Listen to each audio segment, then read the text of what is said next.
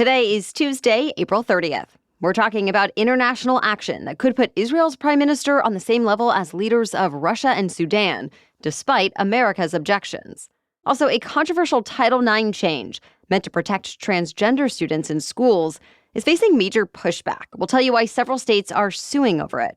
Plus, new rules expected to reshape how medical testing is done in the U.S., what will soon be required in all new cars in the name of safety, and how Taylor Swift is dominating the music charts again. Those stories and more news to know next.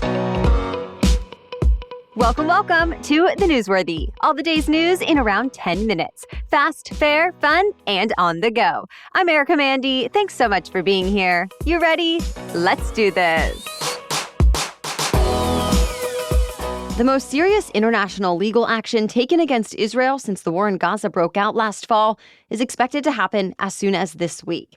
The International Criminal Court is expected to issue arrest warrants for top Israeli officials, including Prime Minister Benjamin Netanyahu. Though in order for an official to actually be arrested, they would need to travel to one of the countries that recognizes the authority of the ICC.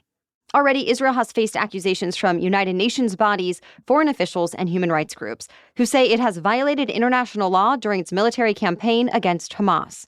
But Israel says it's just defending itself against a terror group that seeks to wipe out its people. And the U.S. does not support the ICC charges.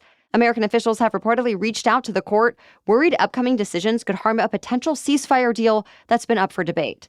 For now, the ICC hasn't confirmed specifics about charges. But some ICC prosecutors have said they're not just working to hold Israel responsible, but Hamas too. So, to be continued. More protesters are facing punishment for polarizing demonstrations on university campuses. This week, Columbia University started suspending students who have been camping out on campus. Meanwhile, at the University of Texas, there was a confrontation between protesters and police that ended with dozens of arrests for trespassing and disorderly conduct. Now, around the country, about 1,000 protesters have been arrested on at least 20 college campuses as the final days of class wrap up. Most of the protesters are rallying against Israel and their school's financial ties with Israel because of the devastating toll Israel's war against the terror group Hamas has taken in Gaza. Though there are some counter-protesters, too, who say the recent demonstrations have embraced anti-Semitism. And at Columbia yesterday, some counter-protesters held signs reading, "Where are the anti-Hamas chants?" University leaders say they worry about Jewish students who are being harassed. They also say encampments are a distraction that interfere with teaching and preparing for final exams. Still, administrators have said they respect students' right to free speech. Many schools like USC and Northwestern University have been meeting with protest organizers, hoping to reach some sort of consensus. More meetings are scheduled for today. Elsewhere, tense standoffs continue. There's a big new legal challenge to the updated version of Title IX. Remember, we told you last week about the updated federal rules meant to help protect LGBTQ students in schools. For example, the U.S. Education Department banned blanket policies that keep transgender students from bathrooms aligning with their gender identity. Says schools will have to make sure students are referred to by their preferred pronouns and more. Otherwise, schools are at risk of losing federal funding. This regulation does not address sports specifically, but some have questioned whether it would apply there too. Well, now several Republican-led states are challenging the rules. Republican officials argue the policies will hurt women and girls, go against free speech rights, and create burdens since they're in conflict with state laws adopted in recent years. So attorneys general in Alabama, Florida, Georgia, South Carolina, Texas, Louisiana, Mississippi, Montana, and Idaho have filed suit, along with many conservative groups. Tennessee and Indiana say they're also part of a multi-state lawsuit that's set to be filed today. And a handful of states have told their local school districts not to change their policies to comply with the new federal rules for now. Of course, the U.S. Education Department says it plans to defend the changes and says it looks forward to working with schools around the country to make sure no student is discriminated against. The regulations are set to take effect in August.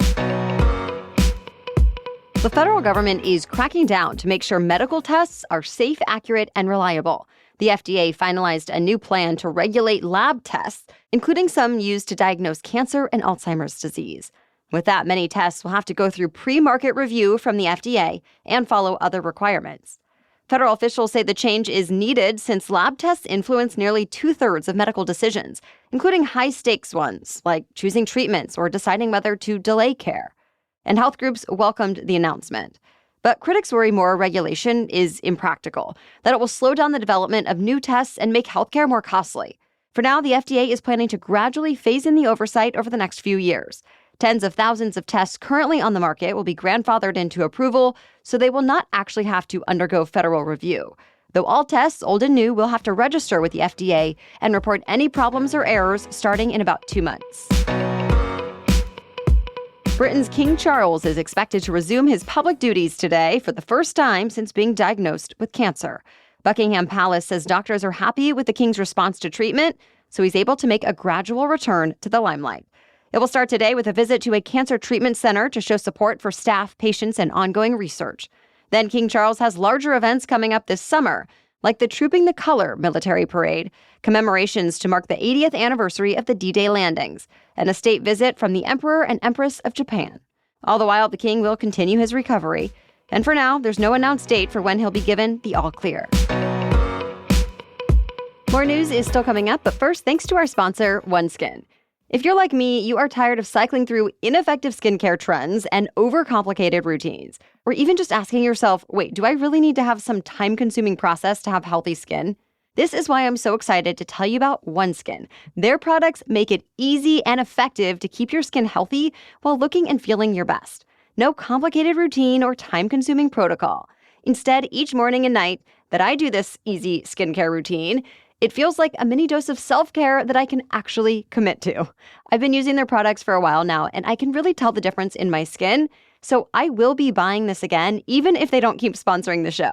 But don't just take my word for it. OneSkin has over 4,000 five-star reviews and were recognized by Fast Company as one of the most innovative brands in 2024. OneSkin is the world's first skin longevity company. By focusing on the cellular aspects of aging, OneSkin keeps your skin looking and acting younger for longer. So get started today with 15% off using the code newsworthy at oneskin.co. That's 15% off oneskin.co with the code newsworthy. After your purchase, they'll ask you where you heard about them, so please be sure to support our show and tell them we sent you. Okay, now back to the news. The powerful group of 7 economies have apparently reached a climate breakthrough. Officials from Italy and the UK say all members of the G7, the US, UK, Canada, France, Germany, Italy, and Japan, have reached a deal to shut down their coal-fired plants by the year 2035 at the latest. That's an especially big deal since the G7's decisions often trickle down to influence the wider G20, which includes even more big polluters like China and India. Coal is the most climate-polluting fossil fuel, but putting an end date on it has been highly controversial at past climate talks. So far, the U.S. has not commented, but just last week, the Biden administration announced new rules that say coal-fired plants have to either capture nearly all of their climate pollution or shut down by 2039. Now, this agreement could speed that timeline up. That said, former President Trump has promised that if he's reelected, he will reverse the Biden administration's climate commitments. Still, even more climate announcements are expected when the G7 meeting wraps up today. Pretty soon, all new cars will have to have automatic emergency brakes. That's the technology that can bring cars to a complete stop in order to avoid crashing into another car or hitting pedestrians. And now federal safety standards say all new cars and trucks have to be equipped with it by the end of the decade. Transportation Secretary Pete Buttigieg says the rule is meant to cut down on pedestrian deaths and injuries that have been on the rise in recent years. Auto trade groups say they're still looking at the new rule, but they have pointed out about 90% of new vehicles already come with the automatic braking standard, voluntarily. The thing is, this new federal rule will make sure all systems meet specific performance requirements. Like they'll have to be able to bring a vehicle to a complete stop, even if it's traveling up to 62 miles an hour. And they'll have to work in the dark. So the Insurance Institute for Highway Safety says the systems will have to improve to meet those standards.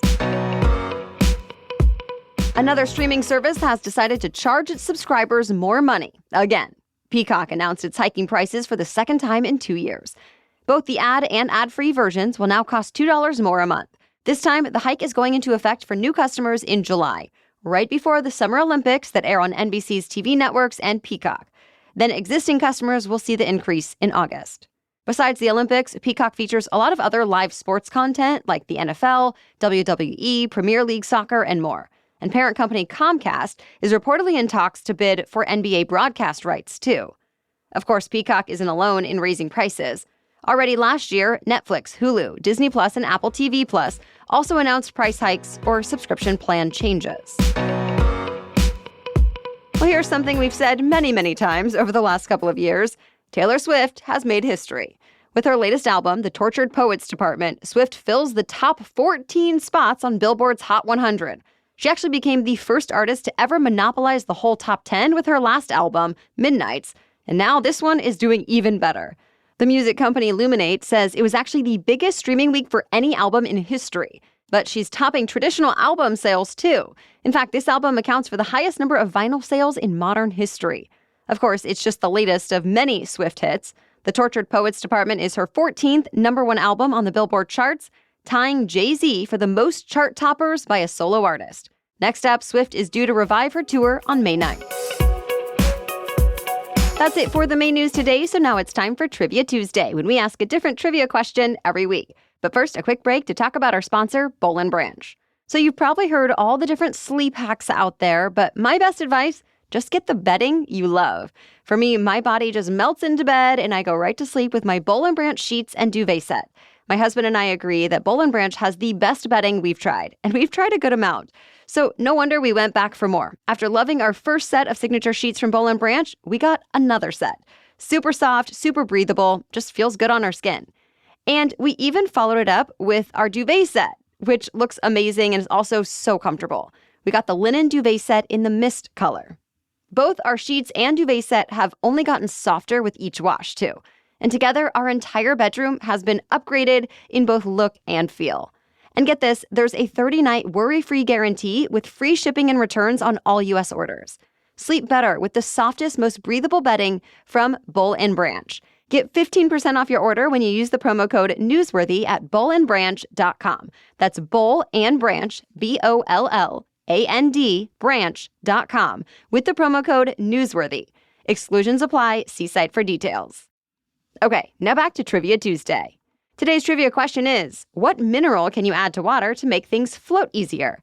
You can play along with us in our weekly roundup email that comes out each Friday.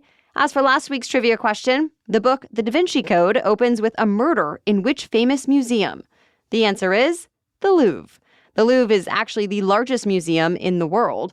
It displays roughly 35,000 works of art. Historians say the museum and its contents are worth at least $45.5 billion, and about 15,000 people visit the Louvre every day. But it's not the only famous Paris landmark featured in the Da Vinci Code. The success of the best-selling book actually inspired a lot of people to travel to Europe to see all the artwork and architecture for themselves. There are even Da Vinci-themed tours that take fans to the key scenes featured in both the book and movie adaptations. All right, thank you so much for listening and making us part of your daily routine. We'll be back with another news roundup tomorrow. Until then, have a great day.